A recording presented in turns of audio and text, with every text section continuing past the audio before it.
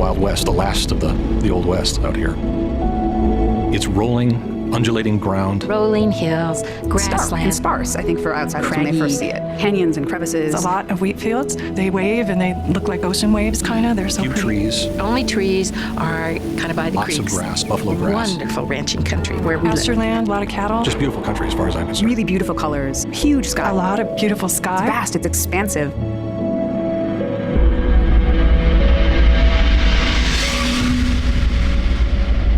On the rolling grasslands of the Great Plains, chain-link fences and secured buildings bear silent witness to a secret hidden in plain sight. You see a fenced-in area, a few warning signs about not trespassing. There were gates, padlock gates at the entrance to the site. As a kid, I don't think we talked about them all that much. We used them as a landmark, basically. The landscape was almost made for hiding missiles. In a sense, it was the perfect place for nuclear weapons. Beneath the plains.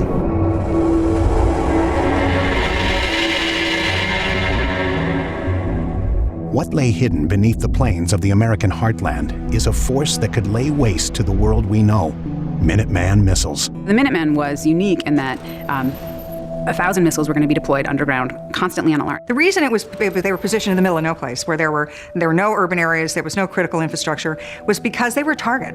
So if it's the target, then you have a target where there are not a lot of people around. We wanted to be close to the Canadian border because we shot them, or would have shot them, over the poles. The roots of the Minuteman program go back to the end of World War II.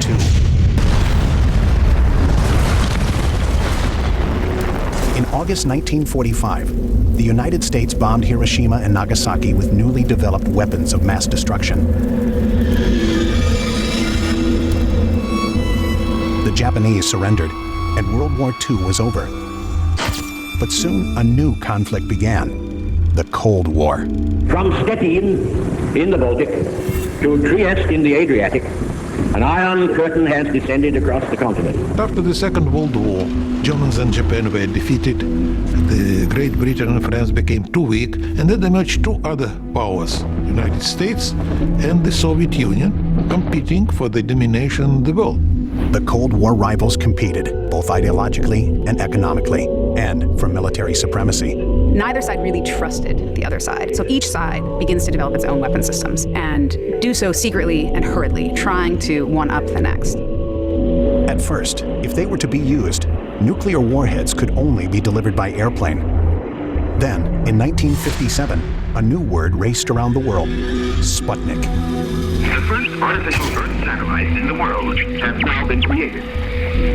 This first satellite was today successfully launched in the USSR. The Soviet Union had vaulted ahead of the United States, and the stakes could not have been higher. It was a shock for the West, especially the United States, that couldn't imagine the Soviet will do it. One meaning, very quickly read from the launching of the satellite, is an ominous one. This is that the Russians have licked some of the toughest problems of rocket propulsion, the basis of the so-called ultimate weapon, the long-range ballistic missile.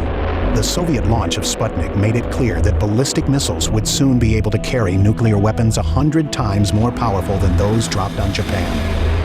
Nuclear weapons were the first weapon we developed where there was no shield. There was no defense at that time against the missile attack. President, Russia has launched an Earth satellite. They also claim to have had a successful firing of the intercontinental ballistic missile. I ask you, sir, what are we going to do about it? The launching of Sputnik in October of 1957 forced Eisenhower, who was president at the time, to be more aggressive in funding American missile programs. Word was received of the successful launching of the Atlas intercontinental missile, an answer in part at least to Russia's space supremacy. The first generations were the Atlas, and then we had the Titan I, and then we had the Titan II. All three of those were liquid propellant missiles. Very dangerous to be around, not easy to work with. Those require extensive maintenance and long prep time prior to launch. So the president could say, launch a missile, and it would take the missileers at the Atlas and Titan sites, in many cases hours, to get the missiles ready. Just a few months after Sputnik made headlines, Congress approved development of a new kind of ballistic missile.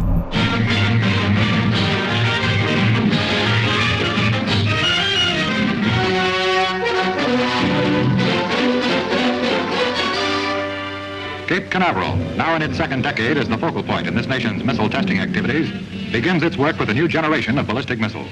It's the Air Force's newest ICBM, the solid fuel-powered Minuteman.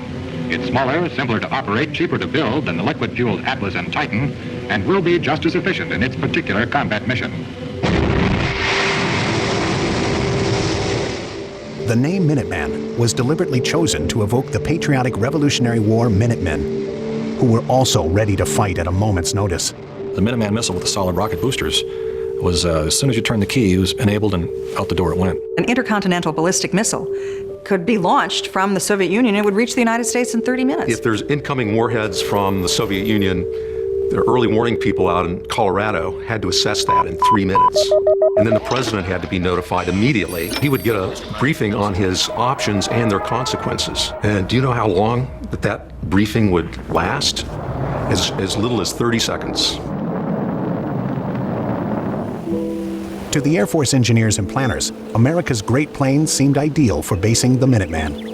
Needed a lot of land in order to distribute these missiles. The heartland of America was the obvious place we were going to do this. We weren't going to do them in heavily populated areas. Building the system was a massive public works project. The silo was 80 feet deep, the missile was about 60 feet, and there was a 1.2 megaton hydrogen bomb on top of that. The construction crews worked 3 shifts a day, 24 hours a day to complete these silos with the perceived threat of the Soviets. There was good reason to fear the Soviet threat. The first 10 Minuteman missiles went on alert in Montana during the Cuban Missile Crisis of 1962.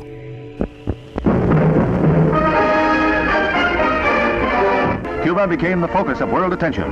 Here centered the most critical threat of global war since the surrender of Germany 17 years ago. The Cuban Missile Crisis is when the Soviets deployed nuclear missiles on the island of Cuba. This created panic on the American territory. If these missiles will be ready, they will launch them and they will kill us. We have to do something, take them out. The Cuban Missile Crisis is the closest that the world has come to global Armageddon and thermonuclear war. It shall be the policy of this nation to regard any nuclear missile launched from Cuba against any nation in the Western Hemisphere as an attack by the Soviet Union on the United States, requiring a full retaliatory response upon the Soviet Union. The crisis escalated to the edge of nuclear war.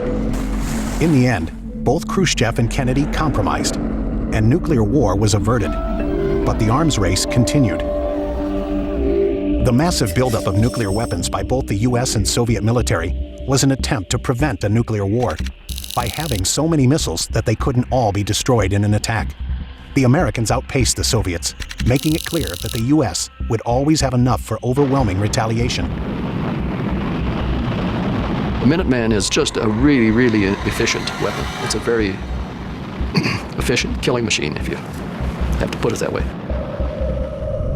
By the end of 1967, 1,000 Minuteman missiles were deployed in underground silos. Each silo had an underground communication cable connecting it deep in the ground to a secured launch control center. The topside structure housed personnel and equipment.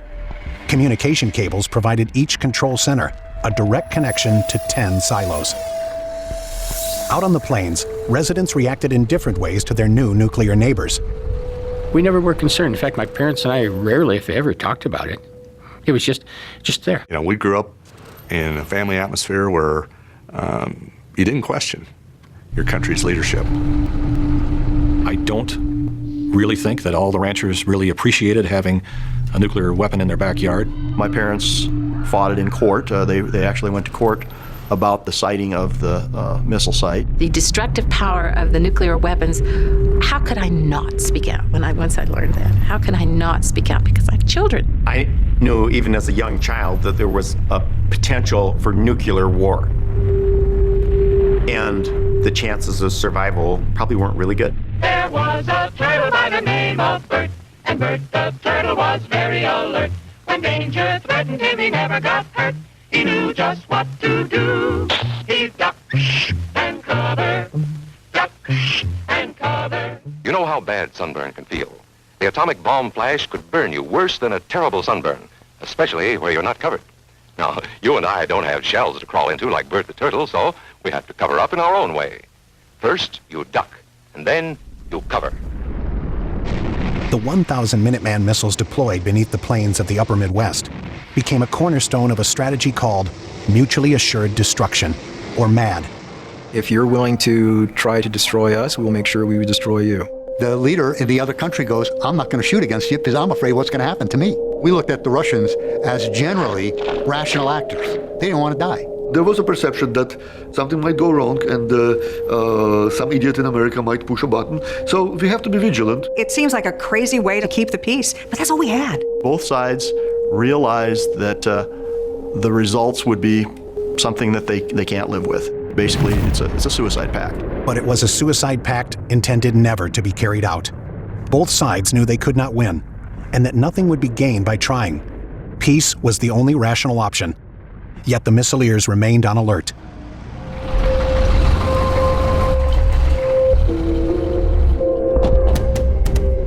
Morning, sir. Ready to authenticate.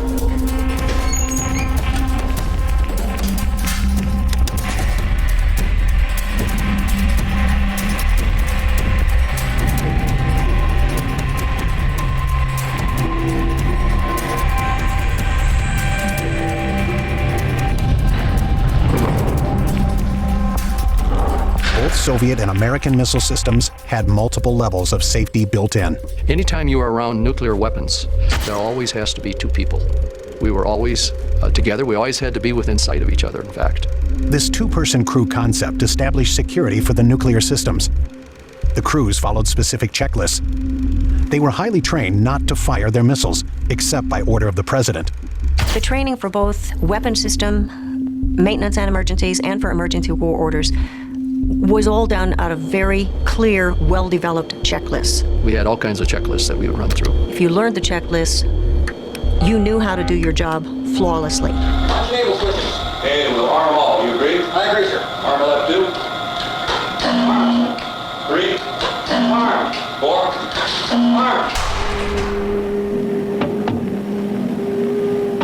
Arm. The Soviet safety systems were similar. You have the early warning system. You have the officers who are watching day and night. If they see the massive launch, they have to report to the higher command. And he will report to the head of state, who have to make the decision to launch retaliation. But even the best systems, trained officers, and rational political leaders aren't perfect. There have been probably a dozen serious false alarms, about 6 on the U.S. and 6 on the Soviet side during the Cold War and beyond.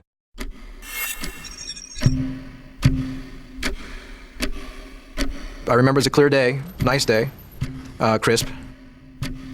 Alonzo Hall was leading a maintenance team that day.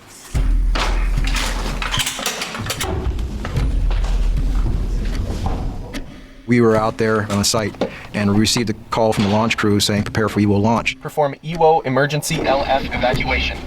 You have an EWO back. And that's something you never hear from the launch crew. This was not an exercise. Computers at monitoring centers showed a massive Soviet attack underway.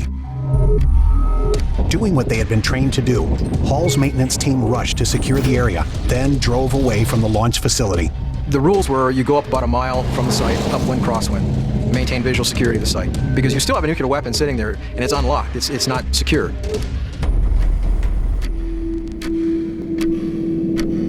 Nobody said a word. We were just staring at the silo. We were either going to see a bright flash or we were going to see a missile come out of the hole. The bright flash never came. Before launching any missiles, military authorities at the North American Air Defense Command Center in Colorado discovered the source of the supposed Soviet attack. A tape that was used for training of the early warning crews out in Colorado was inadvertently engaged and began to feed a simulation of a full-scale Soviet attack into our actual early warning network. So people were suddenly looking at their screens and seeing a massive Soviet nuclear strike.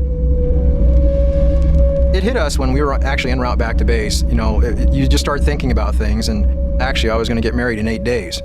And so it would have been kind of a bad feeling, you know, not being able to go through with that. The Russians had their share of missteps as well, the most serious of which occurred in 1983. They had a foul up in their detection system, their missile warning system that showed that we were attacking. В течение 5 минут 5 стартов прошло. Вот. Ничего не отличалось одно от другого.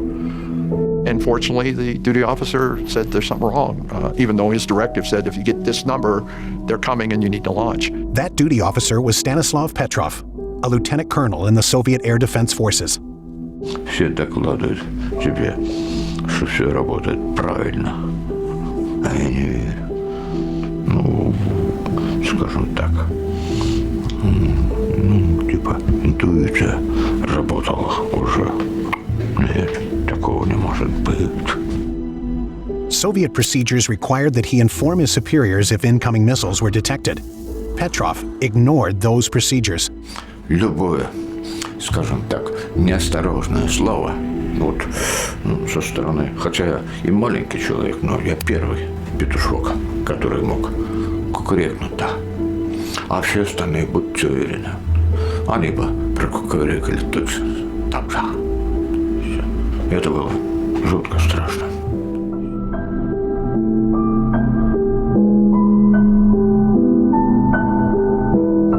If he had followed his strict military training, we would probably not be here today. The actions of Lieutenant Colonel Petrov that day may have prevented a nuclear war, but they also ruined his Soviet military career.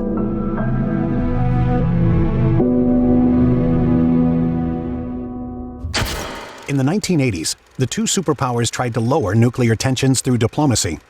At the same time, economic troubles pushed the Soviet Union, led by Mikhail Gorbachev, toward its ultimate collapse in 1991. He could not control anything, not foreign policy, not domestic policy, and he was just flushed out. Я прекращаю свою деятельность на посту президента СССР. Tonight, the red flag was taken down from the Kremlin, where it has flown since the 1917 revolution. The Soviet Union it symbolized is now dead. At the end of the Cold War, a lot of people expected that the nuclear deterrent forces that both sides built up would be relatively quickly dismantled. In fact, a few months before the collapse of the Soviet Union, Presidents George H.W. Bush and Mikhail Gorbachev had signed the Strategic Arms Reduction Treaty, known as START 1. It was the first treaty to order deep reductions in both sides' strategic nuclear weapons. Why was this important? Well, the more nuclear weapons in the world, the more opportunity for accident and mishap. START required the destruction of thousands of warheads, as well as converting hundreds of missiles to non-military use. The treaty required deactivation of 3 Minuteman missile fields, with 450 missiles in Missouri, North Dakota, and South Dakota. The deactivation process began with the missile wing removing the warhead and then the missile. Once we pulled all that stuff out and took the equipment out, etc., we would implode the silos, which means blow the works into the silo, and then we would cover it up. It basically looked as it did before, no concrete structures visible from the surface anymore. Sentiment was mixed. There was both a sense that we're glad this is over, now we can get our land back, now we can sort of have our old life back. There was also a sense of concern that maybe the United States was giving in too quickly. My concern was, do we still have enough missiles to defend our country? Even with many missiles decommissioned, the nuclear force remains. Both the United States and Russia still have strategic nuclear warheads deployed on ICBMs, plus more on submarines and bombers. Hundreds of missiles remain in service, a critical part of America's nuclear forces. With the end of the Cold War, the global stage is no longer dominated by two dueling superpowers. New threats have emerged. Nuclear terrorism, cyber warfare. Our nuclear arsenal is pretty impotent in the face of 21st century threats. Nuclear weapons and nuclear missiles, the way they were conceived during the Cold War, are probably not the right weapon system for the threats that the United States faces in the 21st century. The Minuteman missile system, is it relevant today? It's relevant today in the sense that it was always relevant. It's relevant today because it keeps the peace between the major nuclear weapons states. Deterrence in the sense that it existed in the Cold War is not the same. I don't believe just removing all nuclear weapons, because without nuclear weapons, without this mutual destruction, you will find politicians who will want to start the war. The Minuteman missile played a huge role in our nuclear posture.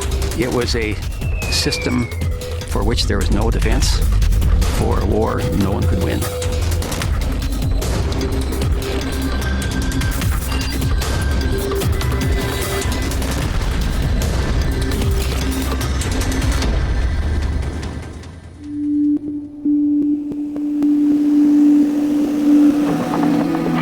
landscape that seems unchanged through the decades.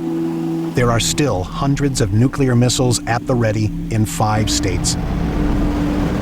Active and former missile silos and control centers dot the Great Plains, reminders of the choices America has made to defend itself. At the active missile fields, Air Force personnel arrive daily, trained and prepared to do the unthinkable. Their orders are still to be ready to fire their missiles on the President's command, and at a moment's notice. On balance, I think personally that the risks are at least as great today that nuclear weapons will be used as they were during the Cold War. Question remains, what kind of force is really needed to protect us as we move forward? We are safer today with our strategic capability of mutual destruction. And we'll live with this for many, many years or decades and maybe forever